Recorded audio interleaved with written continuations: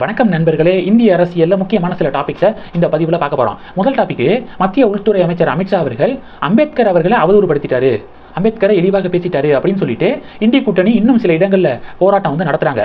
உதாரணத்துக்கு திருமாவளவன் அவர்கள் என்ன அறிவிச்சிருக்காருன்னா, அம்பேத்கர் என்ன கடவுளா அப்படின்னு அமித்ஷா கேட்டுவிட்டாரு.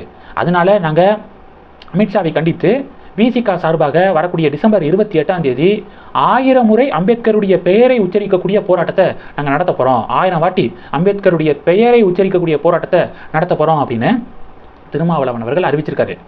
அமித்ஷா எப்போ அப்படி கேட்டார், அம்பேத்கர் என்ன கடவுளா அப்படின்னு அமித்ஷா கேட்கவே இல்லை. அமித்ஷா என்ன சொன்னார், காங்கிரஸுடைய காலகட்டத்தில் ஆட்சியில் கடந்த காலத்தில் அம்பேத்கரை பல முறை அவங்க அவமதிச்சிருக்காங்க, பல முறை அம்பேத்கரை அவங்க மதிக்கலை. ஆனால் இப்போ அம்பேத்கர் அம்பேத்கர் அப்படின்னு சொல்லிட்டு அவங்க கோஷம் போடுறாங்க. பண்ணின பாவத்துக்கு இப்போ அம்பேத்கர் அம்பேத்கர் அப்படின்னு கோஷம் போடுறதுனால எதுவும் மாற போகிறது கிடையாது.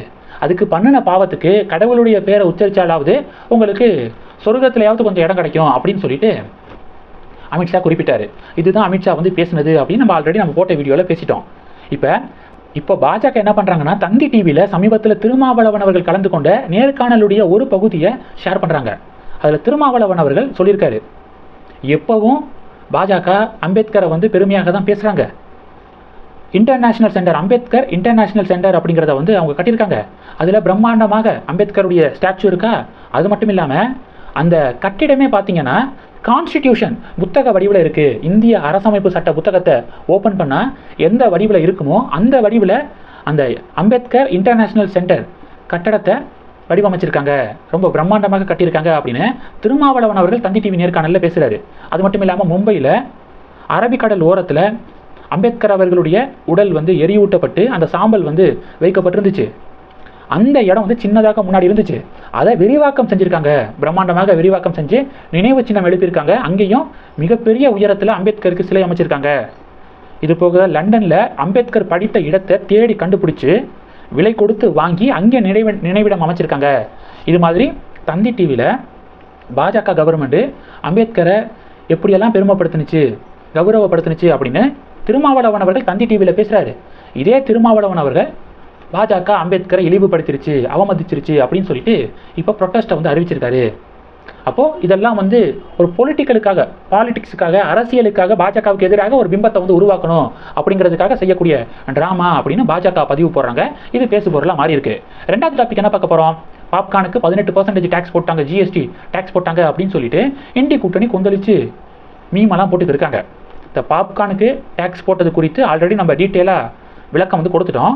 அதுபோக ஜிஎஸ்டி கவுன்சில் கூட்டத்தில் எடுக்கப்படக்கூடிய முடிவுகளுக்கு மத்திய அரசாங்கமும் பொறுப்பு, மாநில அரசாங்கமும் பொறுப்பு.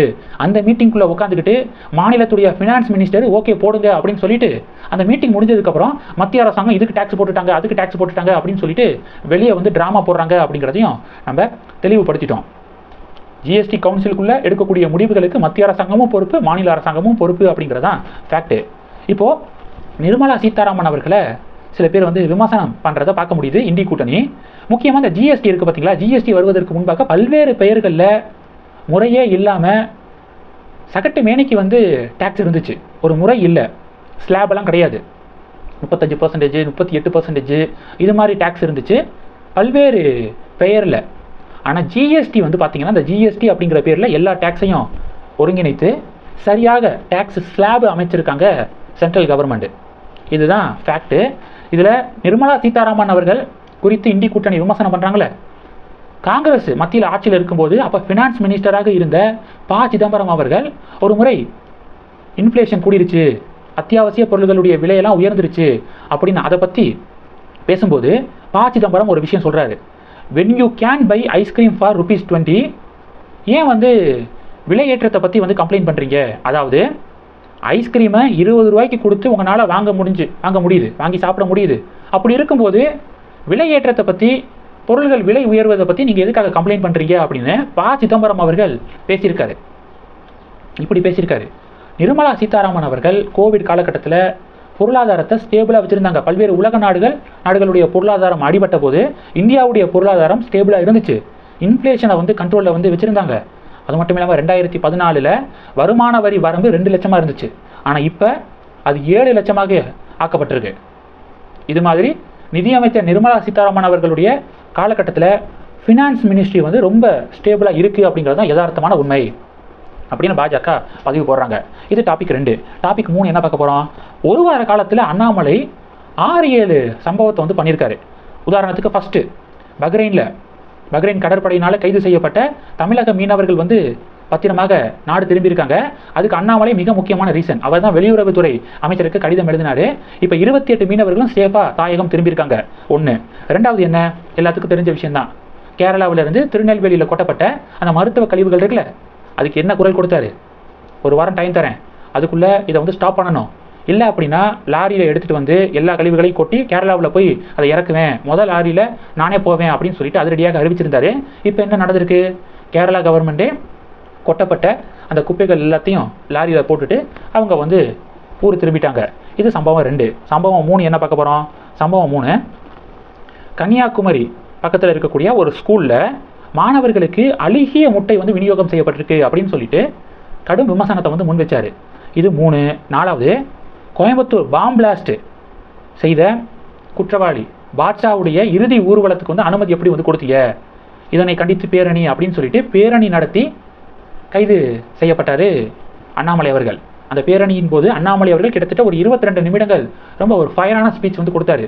இது 4வது சம்பவம். 5வது என்ன, திமுக கவர்மெண்ட் மீது ஒரு குற்றச்சாட்டு, பரபரப்பான குற்றச்சாட்டை முன்வைக்கிறாரு.